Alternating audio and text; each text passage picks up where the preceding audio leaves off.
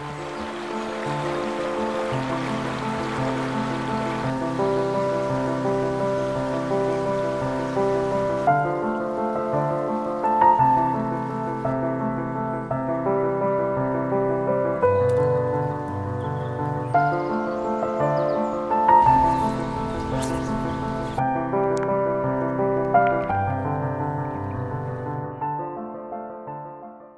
Leute!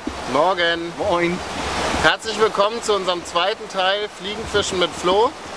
Daniel hat es heute auch geschafft. Flo, herzlich willkommen, dass du auch wieder dabei bist, freut uns sehr. Flo will uns heute in der freien Wildbahn mal näher bringen, einen Fisch zu fangen. Beim letzten Mal, bei den Trockenübungen, war es ja nicht ganz so erfolgreich, was auch ein bisschen an der Temperatur und an der Jahreszeit lag. Haben wir uns zumindest so zurechtgelegt. Ich war auch nicht dabei, also war natürlich schwieriger, auch dass ein Fisch da Konnte nicht klappen. könnte nicht klappen sozusagen. Ja, genau. Und jetzt, heute sind wir an der Bode im schönen Harz. Die Umgebung stimmt mich erstmal sehr positiv. Also es ist wirklich schön hier, extrem klares Wasser. Wir haben auch schon von der Brücke ein, zwei Forellen gesehen. Flo, was sagst du? Du bist häufiger hier unterwegs? Genau, ich bin an der Bode relativ oft unterwegs, sogar meistens ein bisschen später im Jahr. Wir haben ja jetzt hier gerade die Saisoneröffnung gehabt, aber ich denke mal, die Fische sind da und ich bin da ganz gut eingestellt, dass wir das schon irgendwie schaffen werden, euch den einen oder anderen Fisch ans Band zu zaubern hier. Mann Leute, also ich bin persönlich extrem heiß. Wie gesagt, ich habe die erste Episode verpasst. Anscheinend, sage ich mal, von der Fischer war das nicht so eine Riesentragödie. Aber ich bin trotzdem extrem heiß. Habe ja wirklich geträumt von diesen Fliegenfischen. Das ist eine ganz andere Landschaft, eine ganz andere Anglerei. Und bin gespannt, ob wir vielleicht auch das hinkriegen mit Fisch. So Leute, wir gehen ans Wasser.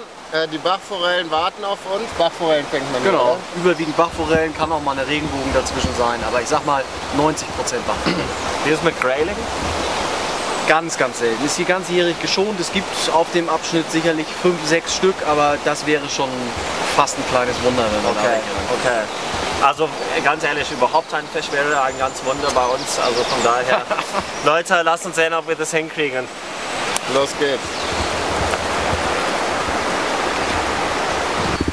So, nachdem wir beim letzten Mal ja hauptsächlich oder eigentlich nur vom Ufer aus geworfen haben, auch vor allem ja, Flo mir gezeigt hat, wie man vernünftig wirft, ist es heute alles ein bisschen anders.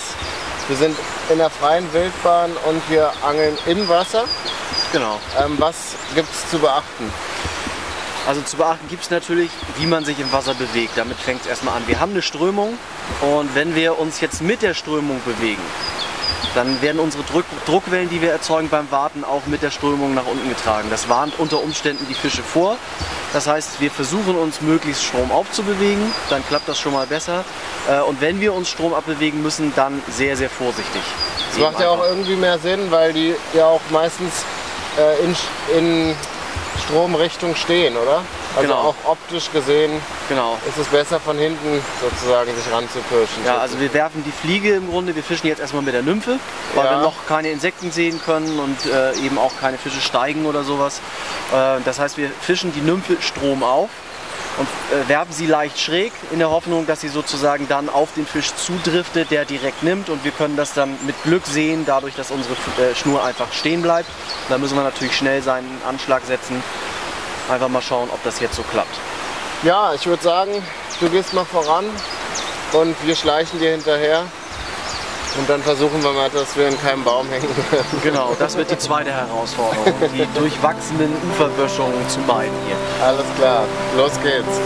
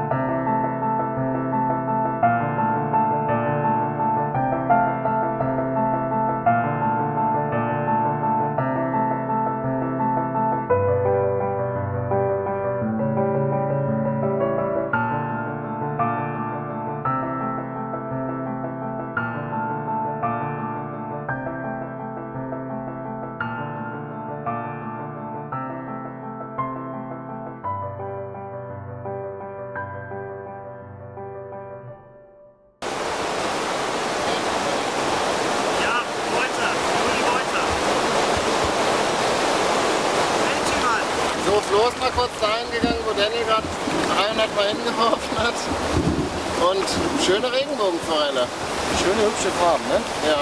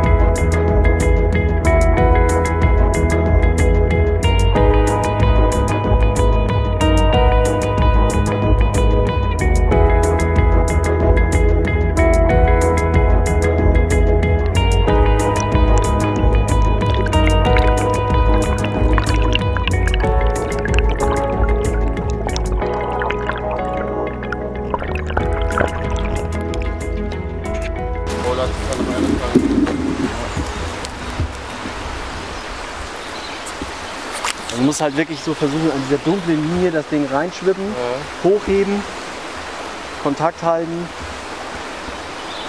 und dann einfach durchtreiben lassen. Und sobald da irgendwas passiert, anhauen. Anschlag setzen. Versuch dir mal vorzustellen, dass du die Schnur in so einer Bewegung im Grunde über dich halbkreisförmig rüberschwippen willst. Also nicht, du willst sie nicht versuchen so zu schießen, sondern wirklich so in der Spannung. Ja, genau. Optimale Bahn.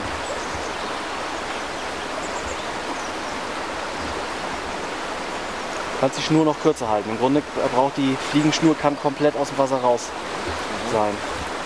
Weil du willst die Fliege versuchen, so ein Stück über den Boden zu führen und willst die Bisse natürlich auch merken. Ja, ganz ehrlich. Ich glaube, da ist kein Haken dran.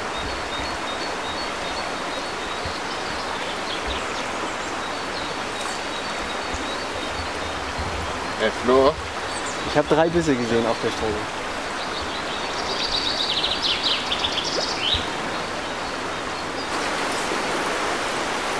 Ja, Rute hoch, Rute hoch, Rute hoch. Also wirklich, dass die Schnur im Grunde gar nicht im Wasser ist. Ja, da war der Biss. Ja? Sobald die Schnur irgendwie stehen bleibt, musst du anschlagen. Mach eine Schnur kürzer. So, Rute hoch.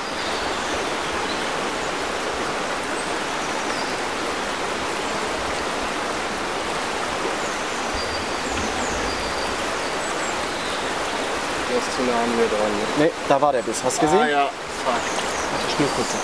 So. Da. Kontakt. Also Fische sind da genug. Ja. Ja, da hängt er. Yes. Jawohl!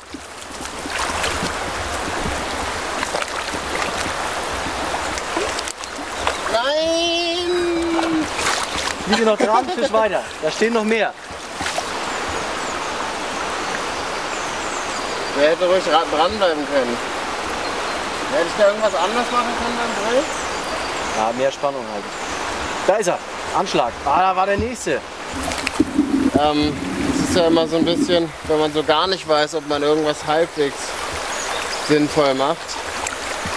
Aber dann hat Flo hier 2 kleine Forellen gefangen. Ich habe an der gleichen Stelle auch mal versucht. Er hat mir genau gezeigt, wie. Und zack, war eine dran. Leider verloren, aber ich glaube, man hat es gesehen, oder? Immerhin. Immerhin. Das gibt mir auf jeden Fall Mut für die nächsten Stunden. So, kleines Zwischenfazit. Es hat ein bisschen, ja, 1-2 Stunden gedauert, einfach ein bisschen zu gewöhnen, hier in Strömung zu fischen. Aber mittlerweile, glaube ich, haben wir uns beide ziemlich gut angewöhnt. Eigentlich ist ja wirklich gar nicht so schwer, wenn man das ein bisschen macht. Und jetzt habe ich die ersten paar Bisse auch gehabt. Leider sind die beide ausgestiegen, aber ich bin sehr, sehr zuversichtlich, dass noch was geht. Es macht extrem Bock, also es ist echt eine ganz andere Anglerei. Und zeig mal deine Fliege. Also mit der, ungefähr der Fliege habe ich auch bei Flo was gehabt. Warum habe ich sie nicht? Also Fazit letztendlich, einfach weitermachen, weiter werfen. Ja, man muss eigentlich gar nicht so richtig werfen, finde ich, hier am Bach. Also ich habe am Anfang ein bisschen zu sehr mich darauf verkrampft, irgendwie vernünftig zu werfen. Eigentlich reicht es, wenn man die so ein bisschen hinter die Steine im Wasser schlänzt. Ja Mann, ich glaube jetzt geht was gleich. Leute, wir melden uns mit unserer ersten Fischfahrt. Immerhin hast du gesehen, es gibt Fische. Flo hat schon welche gefangen. Wir haben schon welche drauf gehabt, also wir kommen immer näher auf jeden Fall.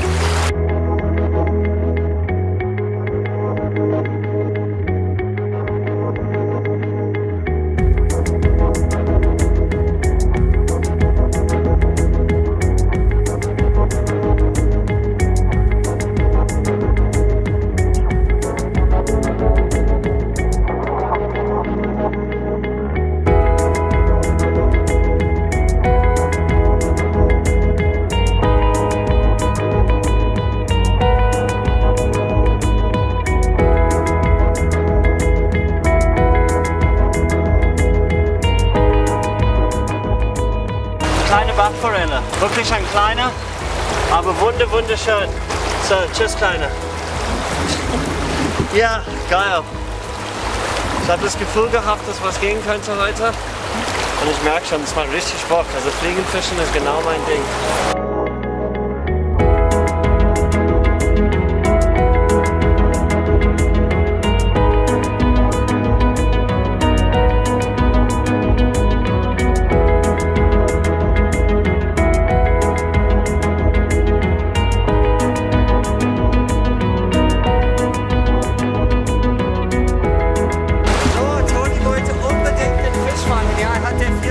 Verloren.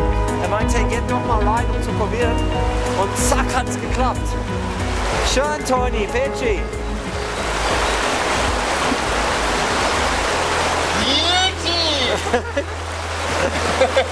Geil, Mann. Juli, ich hab dir gesagt, mach dich bereit, hab ein richtig abfälliges Grinsen von Juli kassiert, hat schön weitergefressen. Und da ist die Beauty. Glaubst du, da gibt's noch eine da? Bestimmt. Ich weiß, das ist ein bisschen lächerliche Größe, aber ihr glaubt euch nicht, wie sehr man sich freut über den ersten Fisch auf Fliege in Deutschland.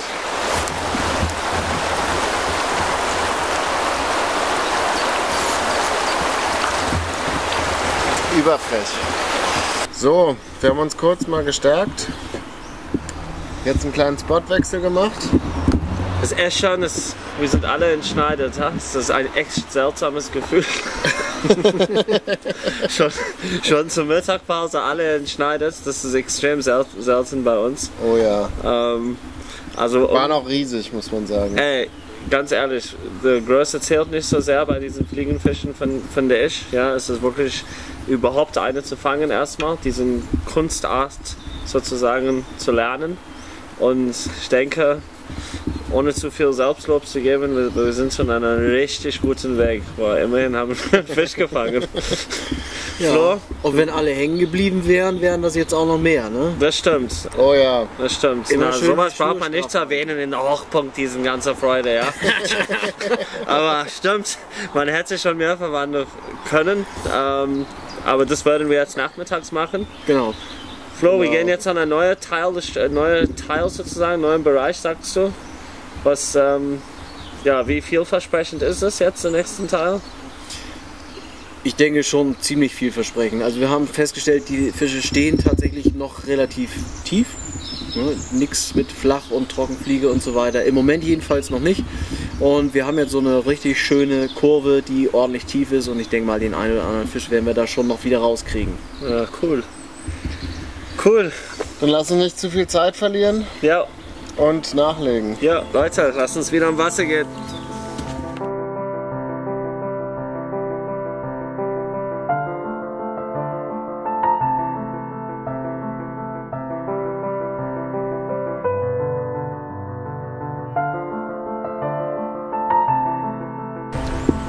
Es Manchmal muss man hier auch mit richtigen Hindernissen kämpfen.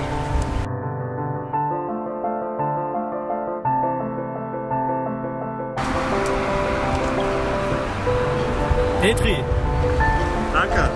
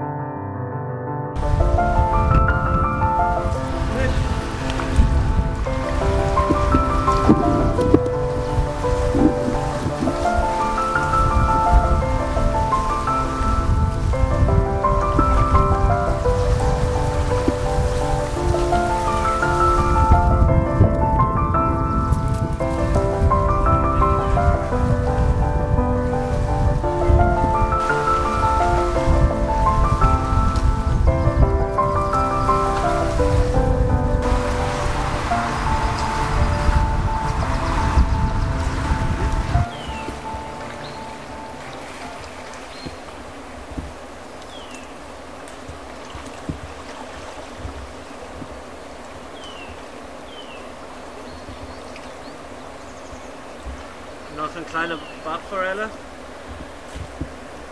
So eine kleine macht richtig Spaß. Wirklich schöner Fisch. Aber wir wollen noch ein, zwei von den großen in der Zille schlagen. Alter Schwede, es knallt, ha? Es knallt. Ich liebe diese fliegenden Fische. Ich wusste, ich würde es lieben.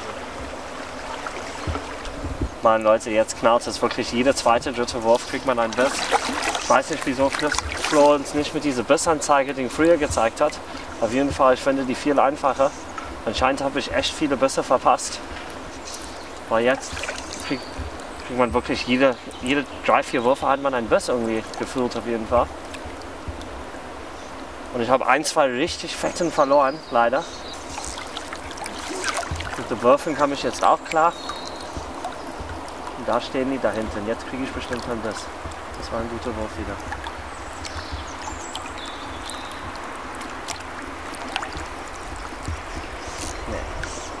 Vorführeffekt. Daniel! Ein richtiger Fischer, my boy!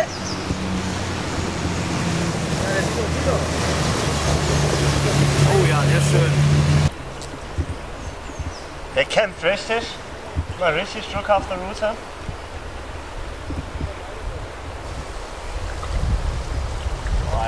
Power, ha? Ja. Der Druck machen. Weiß ich noch. Ja.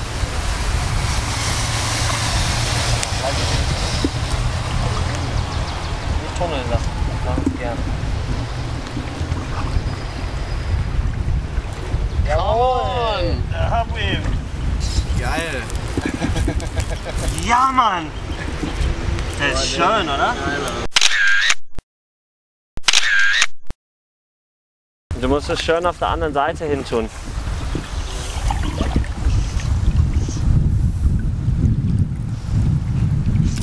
Oh. Gesehen? Das ist krass, oder?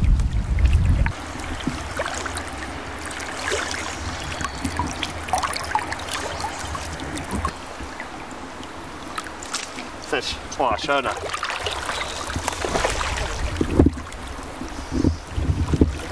Siehst du da hinten, habe ich dir gesagt, Alter. Der ist echt ein schöner wieder. Sieht richtig gut. Boah. Oh, abgekommen. Shit, Alter, der war ein großer, hast du gesehen? Oh, shit. Der war echt schön fett. Pass auf, mit Ansage, schön hinten in der Ecke da. Ah, ist echt abgekommen. Das gibt's doch nicht. Man kriegt einfach ein Biss nach dem anderen. Gleich geht das Ding. Scheiße, der war echt ein großer Fisch, den ich verpasst habe. Und gehakt heißt auf jeden Fall nicht gefangen bei diesem Forellen, muss man wirklich sagen. Der Großen kann echt kämpfen.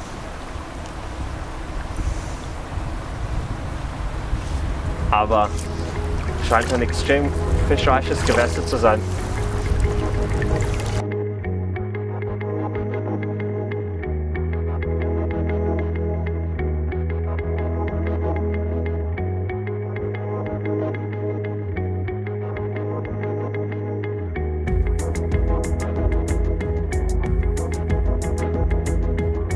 Mann, so geil, so geil. Endlich habe ich eine Angel gefunden, die ich auch kann. Ah, geil.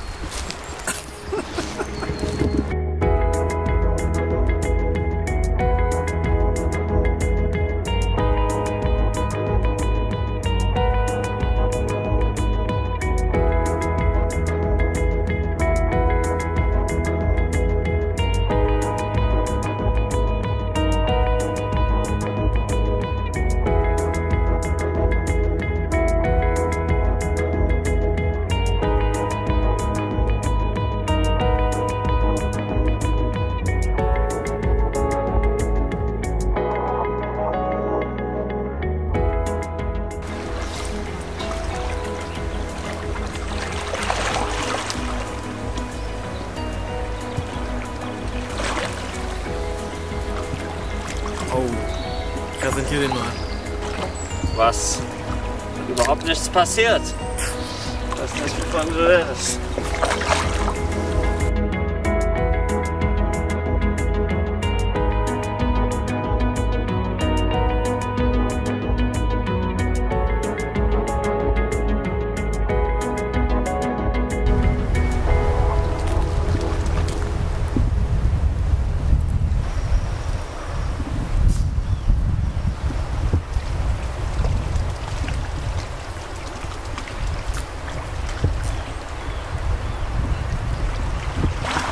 Endlich mein erster Fisch nach der Mittagspause. Keine Ahnung, wieso es so extrem lange gedauert hat.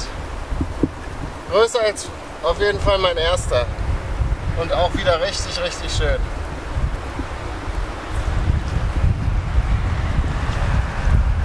Come on! So, jetzt bin ich gespannt. Ich habe schon ziemlich viele Fische gefangen. Und jetzt dachte ich mir, ich würde jetzt mit dem trockenen Fliege probieren. Sieht sehr gut aus. Bin gespannt, ob wir die Forellen zum Steigen bringen. Schauen wir mal.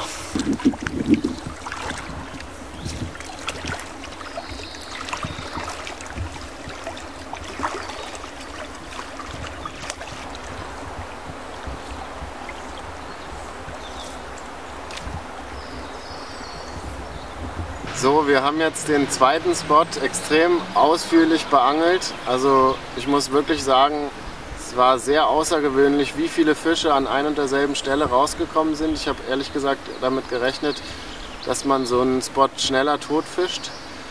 Den richtigen Run habe ich so ein bisschen verpasst, weil in der absoluten Beißzeit mein Setup nicht ganz gestimmt hat. Also der Teil zwischen dem kleinen Schwimmer und der Fliege war etwas zu kurz, das Vorfach auch unten schon etwas zu dick, sodass ich da leider keine Bisse bekommen habe. Nachdem ich es gewechselt habe, hat es dann auch bei mir nochmal geknallt mit einer kleinen Bachforelle. Insgesamt muss ich schon sagen, bin ich extrem überrascht, wie gut es hier funktioniert hat. Wir gehen jetzt nochmal zum allerletzten Spot, die letzte Stunde, nochmal zu einer dritten Stelle und schauen, ob da irgendwas geht.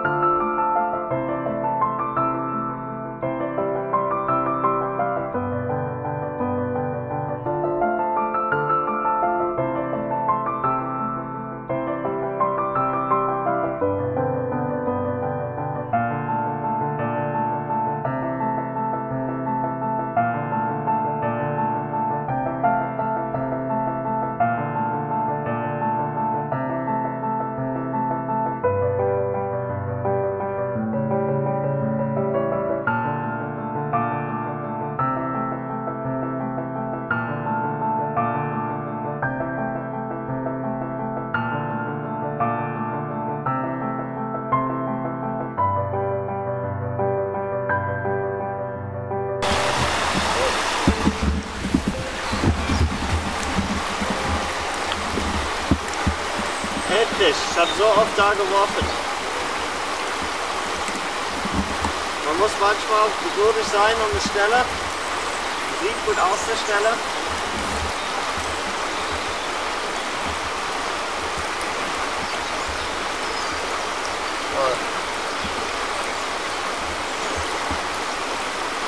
Sehr schöne Farben.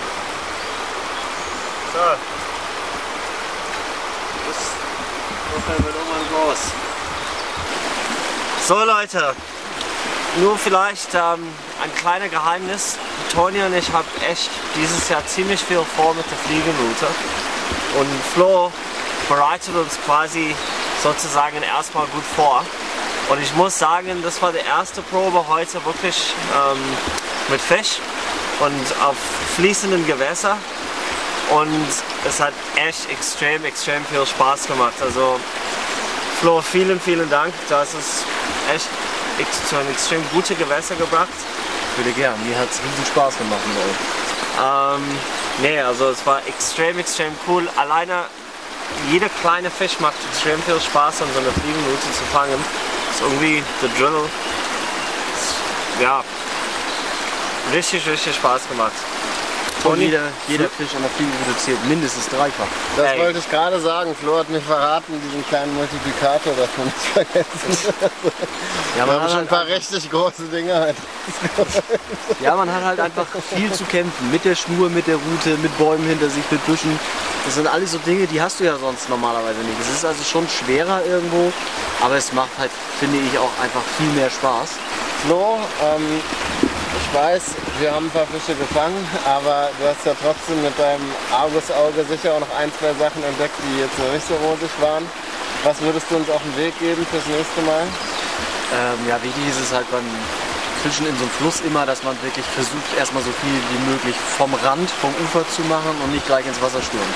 Also die Fische sind wirklich unglaublich empfindlich und wenn man da mal 3 Schritte ins Wasser macht, dann sind die Hälfte der Forellen mindestens schon erstmal weg. Das heißt wirklich nicht ganz so weit reinstürmen und dann fängt man unter Umständen auch noch ein bisschen mehr. Also das ist ein Hinweis, den ich sogar vielleicht umsetzen kann. Erstmal vielen Dank dafür. Falls ihr Lust habt, mal mit Flo an der Bode oder irgendwo anders Forellenangeln zu gehen, unten in der Beschreibung seht ihr seinen Link. Da könnt ihr ihn direkt buchen als Guide. Ansonsten könnt ihr auch gerne uns anschreiben und wir stellen was auf die Beine. Freut euch auf Folge 3. Ich glaube, da wir einen größeren auch ans Band kriegen. Ja, wir sind zuversichtlich. Bis zum nächsten Mal. Ciao Leute. Ciao.